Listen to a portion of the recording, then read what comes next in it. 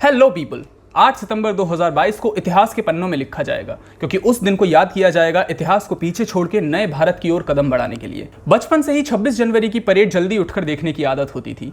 बचपन से ही 26 जनवरी के अगले 3 दिनों तक हर झांकी राजपथ पे मिलेगी ये सुनने की आदत होती थी। आजाद भारत की कितनी पीढ़ियों ने ना जाने राजपथ का नाम सुना था, लेकिन कभी किसी ने इसका इतिहास नहीं सोचा होगा। मैंने खुद नाम चेंज होने के बाद इसके इतिहास के बारे में पढ़ा।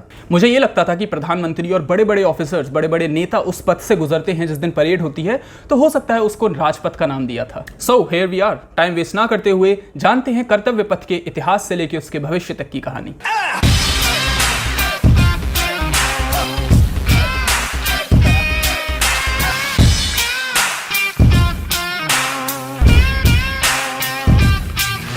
8 सितंबर को देश के माननीय प्रधानमंत्री नरेंद्र मोदी जी ने कर्तव्य पथ का उद्घाटन किया। सेंटर की मांग पे एनडीएमसी ने इसका नाम राजपथ से बदल के कर्तव्य पथ दिया है। आजादी के 75 साल बाद भी हमारा देश कॉलोनियल माइंडसेट के कुछ रूल्स और उनके दिए हुए नाम को फॉलो कर रहा था, लेकिन एक नए भारत की शुरुआत के लिए और अंग्रेजों की दी हुई हर निशानी को मिटाने के लिए कर्तव्य पथ जाहिर एक बड़ा कदम है। देश का मानना था कि राजपथ अंग्रेजों का दिया हुआ नाम है और इंडिया जैसी डेमोक्रेटिक कंट्री इस नाम का इस्तेमाल नहीं करेगी। राजपथ कॉलोनियल रूल के माइंडसेट को रिप्रेजेंट करता है और कर्तव्य पथ देश के नागरिक और उससे भी ज्यादा जरूरी है देश के नेताओं को उनकी ड्यूटी, उनके कर्तव्य की याद दिलाएगा। इस साल 15 अगस्त की स्पीच में भी मोदी जी ने ड्यूटी वर्ड पर गौर करवाया था और आजादी के 100 साल बाद यानी 2047 में जब भारत का अमृत काल आएगा तब तक हम सबको अपनी ड्यूटीज पर फोकस करना है, ये भी कहा था। कर्तव्य पथ को पूरी तरह नया रूप देने में हमारे मजदूर भाई बहनों का बहुत बड़ा योगदान है। कर्तव्य पथ को एक अट्रैक्टिव टूरिस्ट स्पॉट बनाने के लिए कई तरह की फैसिलिटीज से रीबिल्ड किया गया है। चलने के लिए अंडरपास से लेकर बैठने के लिए खूबसूरत लश ग्रीन एरिया बनाया गया है। लेकिन इस बार कर्तव्य पथ से भी ज्यादा चमक किसी में है तो वो है भारत के बेटे नेताजी सुभाष चंद्र बोस जी का स्टैचू। यह स्टैचू अपने आप में ही एक नई पहचान है इस पथ की। नेताजी के सम्मान में बनी स्टैचू की लंबाई 25 फीट है, जिसको ग्रेनाइट के पत्थर से बनाया गया है एंड इसमें वर्कर के 26,000 घंटों की मेहनत लगी है। यहाँ पहले किंग जॉर्ज 5 का स्टैचू हुआ करता था जो कि अब म्यूजियम में रखा है एंड ये कौन है ये मैं अगले सेगमेंट में बताऊंगा। बात है 1911 की, जब दिल्ली दरबार की स्थापना हुई थी। अंग्रेजी सरकार ने इंडिया की कैपिटल कलकत्ता से बदल के दिल्ली रखने का फैसला किया था और इसीलिए किंग जॉर्ज 5 को बुलाया गया था। किंग जॉर्ज क्वीन विक्टोरिया के पोते और एलिजाबेथ जिनका अभी निधन हुआ है उनके दादाजी हुए।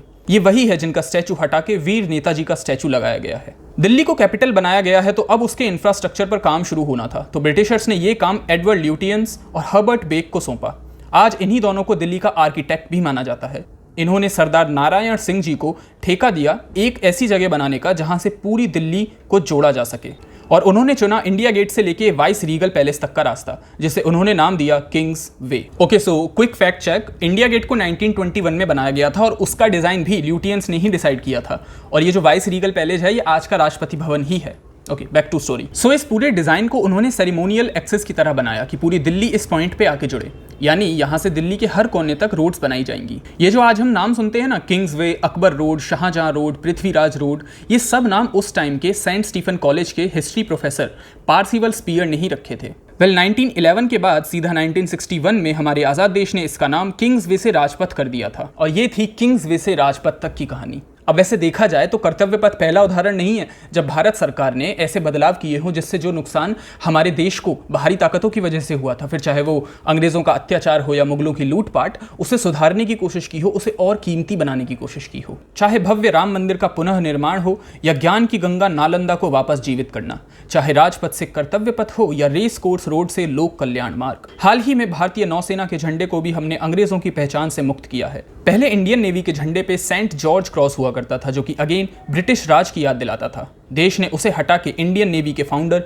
वीर छत्रपति शिवाजी महाराज की सील का चिन्ह अपने झंडे पर लगाया है, जिसपे इंडियन नेवी का मोटो भी लिखा है, शम नो वरुणः, यानी हम पर अपनी कृपा रखना वरुणा। वरुणा यानी समंदर के देवता। ये कर्तव्य पथ बस शुरुआत थी सेंट्रल विस्टा रिवैम्पिंग प्रोजेक्ट की। इसके अलावा भी नए पार्लियामेंट और नए प्राइम मिनिस्टर और वाइस प्रेसिडेंट के रेसिडेंस से लेके कई मिनिस्ट्रीज के ऑफिस तक सेंट्रल विस्टा एक बहुत बड़ा प्रोजेक्ट है। यकीनन ये बदलाव देश के विकास में कारगर साबित होंगे और जल्द ही देश वापस एक सुपर पावर बनेगा और लोग यहाँ पढ़ने आएंगे, सीखने आएंगे, जैसे पहले आते थे पूरी दुनिया से पूरे ब्रह्मांड का ज्ञान लेने हमारे भारत में।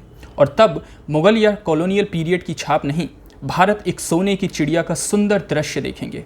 यही था कर्तव्य पथ का इतिहास, भूत और भविष्य। यदि आपको ये वीडियो पसंद आया है तो प्लीज़ इसको लाइक कीजिए ताकि YouTube इसे ज़्यादा से ज़्यादा फैलाए और शेयर कीजिए इसे अपने फैमिलीज, टीचर्स और फ्रेंड्स के साथ। और हाँ, कमेंट्स में अपना फीडबैक जरूर दीजिएगा, मुझे अच्छा लगेगा उसे पढ़ के। और यदि आप इस चैनल पे नए हैं तो वो जो रेड कलर का रेक्टेंगुलर बॉक्स है सब्सक्राइब का, उसे क्लिक कर लीजिए। आज के लिए इतना ही और मैं आपसे जरूर मिलूंगा एक अगले वीडियो में।